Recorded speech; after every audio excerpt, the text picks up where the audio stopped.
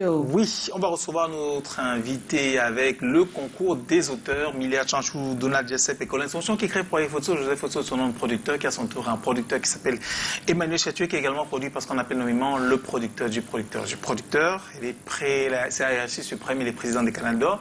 Il s'appelle Madame Colin Chatué, on lui dit bonsoir. Bon mercredi, madame. Voilà. Ah, bon mercredi. Quand je n'ai pas Tati, c'est compliqué, hein, les habitudes qu'on développe.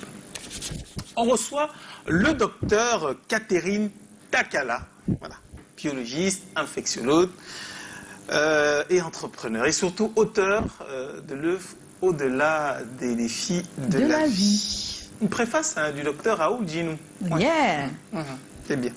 Non, mais en fait, je suis certain qu'on va passer une très très belle émission parce qu'on a là la vraie vie, une vraie histoire, une histoire passionnante, inspirante, une histoire qui est peut-être lourde à raconter, difficile à entendre, mais qui pourrait changer le cours de toute une vie.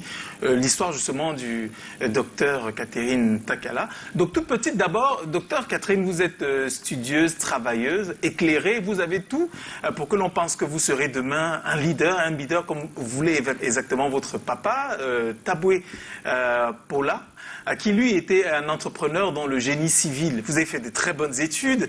CS de Bonandoumbe, on est à Douala. Le lycée de Nebel, on est toujours à Douala. Et lorsque vous obtenez votre baccalauréat en 92, vous vous retrouvez au Nigeria pour vos études en biologie. Au bout de 5 années, donc autour de 98, vous avez votre diplôme en main et vous êtes de retour au Cameroun. Et comme l'a toujours voulu votre papa, et comme vous vous êtes forgé un esprit, vous faites 2 petits stages et trouvez le moyen de vous mettre à votre propre compte. Et dans cette petite aventure, vous allez rencontrer quelqu'un qui va être votre mari par la suite. Il y a plus qu'un amour vrai, il y a aussi cet attachement naturel pour la santé, le bien-être.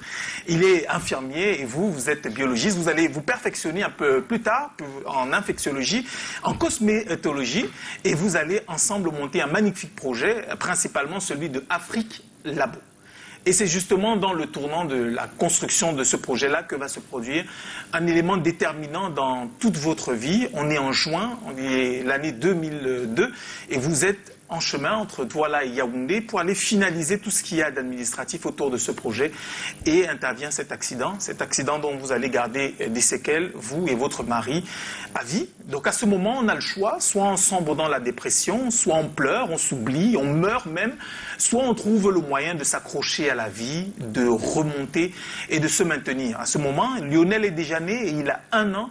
Et vous pensez justement régulièrement que ça a été, pour votre fils, ça a été l'une des forces qui vous a maintenu dans cette course, dans cette bataille, celle de rester pour lui, pour les autres, pour votre époux. Vous allez continuer donc Afrique Labo, commence à fonctionner normalement à partir de 2003. Vous allez continuer votre vie, femme, épouse, maman, parce qu'après Lionel, il y aura Ange, il y aura Merveille, il y aura Great Love, 4 enfants, mais il y a surtout la rencontre que vous avez avec la nouvelle personne que vous êtes devenue avec votre handicap, la personne qui a décidé de s'abandonner un peu et d'être une source d'inspiration, une force vive qui peut communier avec les autres âmes et partager des choses profondes que vous avez retenues de cette étape importante de votre vie. Vous êtes donc aujourd'hui, en plus d'être entrepreneur, un peu formatrice, un peu coach et un peu maman, puisque vous avez beaucoup de jeunes autour de vous qui travaillent soit à Afrique Labo, soit au centre Pierre-Paul, le centre médical Pierre-Paul, ou alors dans d'autres petites affaires que vous avez développées. Et pour que ça ne reste pas juste dans l'oralité, que ça ne reste pas juste du bouche à oreille,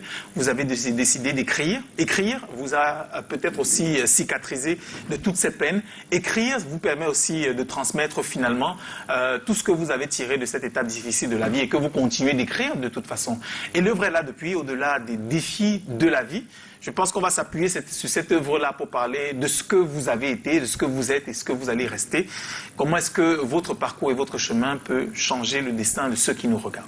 C'est un plaisir de vous recevoir. Bienvenue, docteur Catherine Takala.